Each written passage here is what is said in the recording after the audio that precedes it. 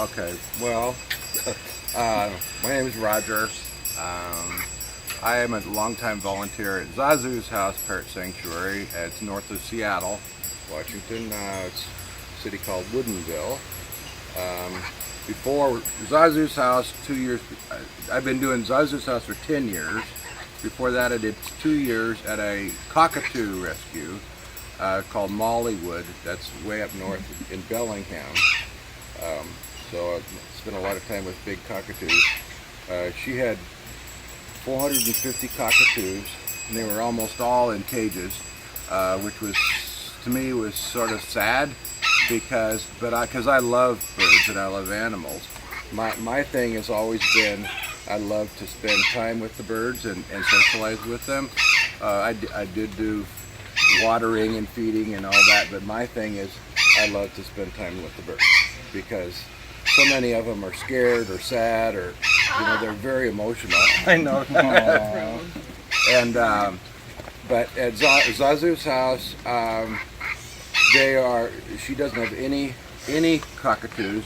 It's Amazons, African Greys, mini macaws, which is like Severes and red front macaws, and then all about 7 different species of macaws. Macaws is the specialty there. Probably when I first started, she had about 300 birds altogether. Recently, she's trying to back off a little bit by fostering out some and adopting out some because she's sort of starting to think about retiring, but she's never going to be able to completely retire. Her name is Christy Padilla, the owner, and she's got a great big heart because it's a hard job running a sanctuary, But anyhow, we have the Zazu's Parrot Sanctuary was named after the first green wing that they had. Zazu is the name, and when they started getting more birds, they just started out sort of small with 1 and 2 and 3 and 4 extra birds.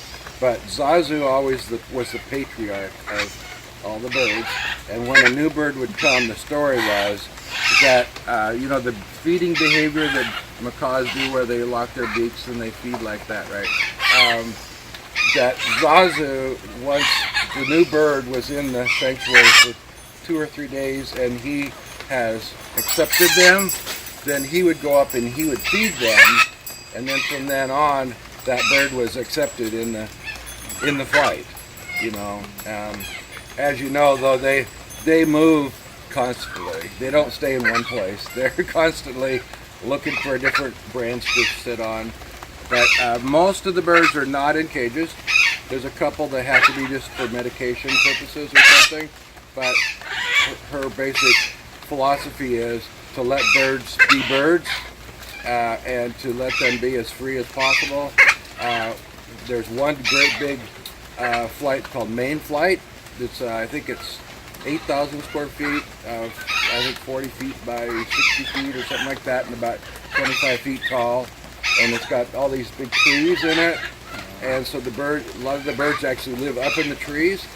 And there's, they pulled the feeders and the watering bowls come down, and then they can put food in them, put water in them, and then put it back up. And a lot of the birds can just stay up in the trees if they want to. About 50% of the birds choose to just continue to be birds, but they were almost all pets.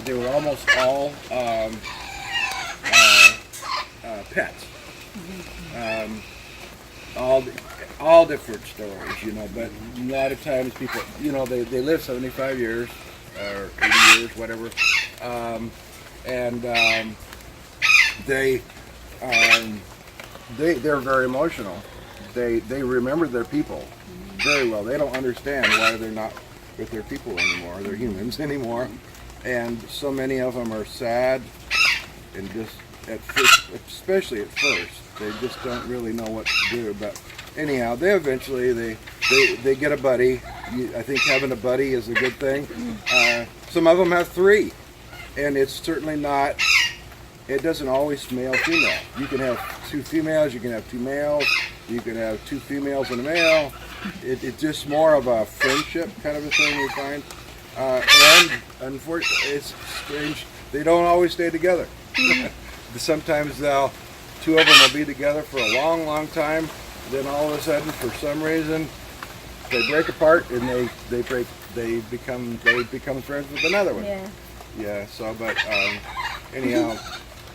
Did you have a question? No, I was just agreeing that, just like humans. Yeah. You can have friends and then find other friends. Yeah, I react to them like they're people. Yeah. You know, because they are very, very intelligent, beautiful animals, but they think, and I think they think a lot like a person. You know, they're looking for food, of course, but they're looking for companionship. They're looking for having a good life, and at Zazu's house, we let them just do whatever they want and feed them a real healthy diet, but also give them treats all the time, constantly giving them whatever they want. You know, some of them like yogurt, some of them like spaghetti. You know, all sorts of fruits and of course a nut mix and anyhow, but. I personally, my thing is I like to socialize the birds, and I will take 1 or 2 or 3 macaws with me in the car. And I picked ones that can't fly, actually. I have to learn over time which ones can fly and which ones can't, even though a lot of them have the ability to fly.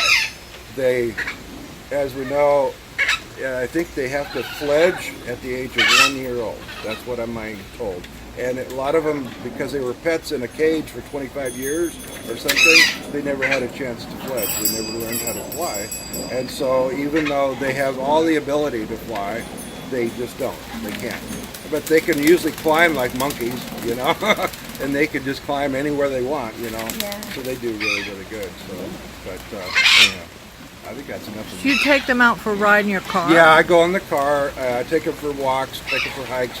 Also go to Home Depot with them. Home Depot people like them. Yeah. I always take a paper towel with me in case they have an accident. But I actually find that most of them, they try their best to not make a mess when they're in the store because they enjoy it. They really enjoy the interaction with the people. Come around the corner, and I have 3 on my handle and 1 up in the front usually, and people second guess. What is that?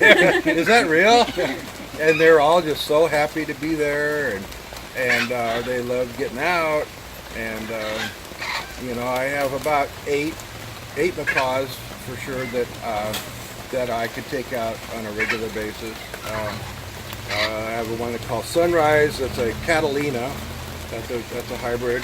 And then there's one Walter that's green wing, and there is Elizabeth that's a green wing, and there is Jazz or Jezebel.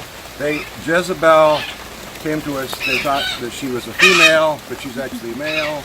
No, there's all these things where anyhow. But. So are we getting so wet that we need to move onto the porch, do you think? I think so, yeah. Okay, so I'm going to stop this right now.